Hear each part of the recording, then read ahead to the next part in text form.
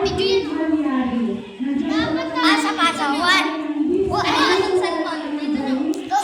Discover niya po ang pinag-aralan. At ang pinaka-majority na ito, hindi kami magaling sa ang kanilang bida, kundi ang mga nagkayaya ng mga bata na hirap makabasa, hinihiwala sa klase dahil hindi makabasa ang priority ng programa ito.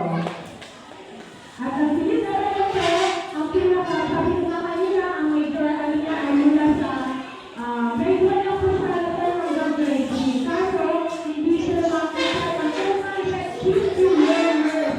Kaya wala po kami ng mga bata sa kindergarten.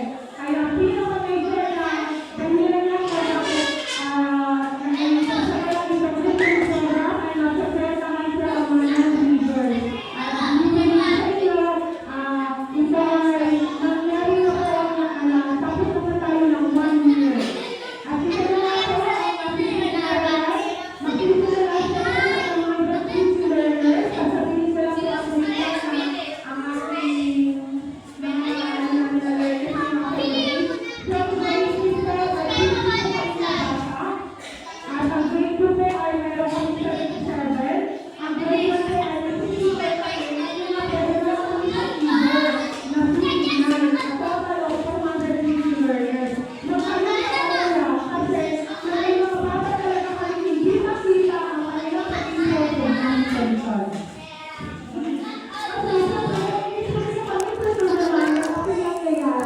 Advisor namin.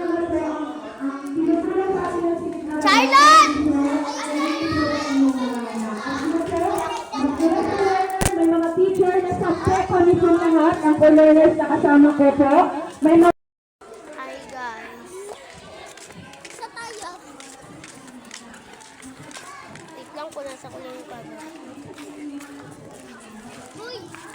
Saan tayo ba? Saan tayo? Saan tayo? Kasi tayo sa room. Sa taas tayo.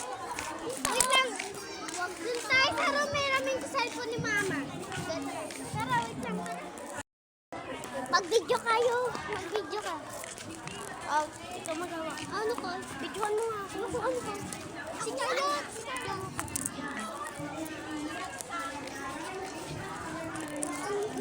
Dito tayo. Dito tayo.